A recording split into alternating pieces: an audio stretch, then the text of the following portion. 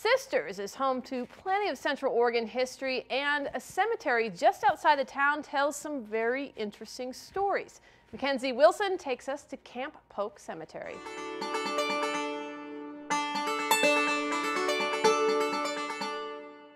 Right outside Sisters, there's a cemetery like no other.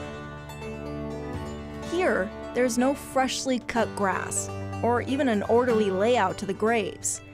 Here, there's a fire pit, prayer flags, and reserve signs. John Hayes knows a lot about the history of Camp Polk Cemetery, and today, he's sharing it with us. John, what is going on right here with the unknown burials?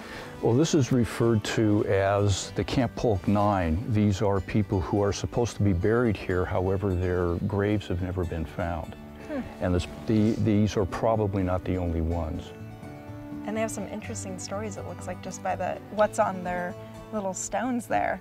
That one horse-kicked? They do. Cowboy, horse-kicked, 19 years. A little bit different than we do it today, probably. That's very true. That happened sometime between 1896 and about 1905, and the individual was never formally identified. So you know a ton about this place. What keeps you coming back for not necessarily more, but just wanting to be around here and wanting to be able to help clean it up? Well, there are so many stories and there's so much information here, and I do have friends who are interred here. And one particular grave marker just down there you might find kind of interesting. Yeah. I have to show it to you. All right, let's go check it out. So what's keeping you up at night about this particular grave? Well, it's a very interesting story. The gravestone reads, Krug, Robert H., murdered by A.J. Weston. This was the first homicide that was ever reported in Deschutes County.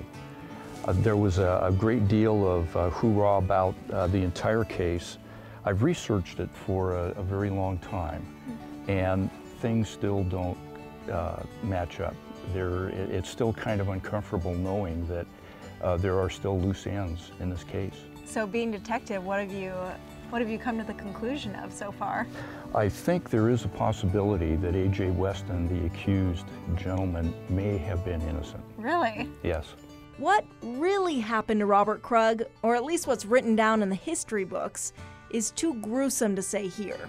So the saga continues. And his name is still on there. Still on there. Gravestones dating back to the 1800s are a true testament to how times have changed.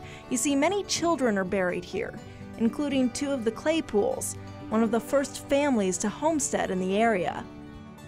Whether you have loved ones here or you just want to take a trip back in time, Camp Polk Cemetery is an important link between the past and the present.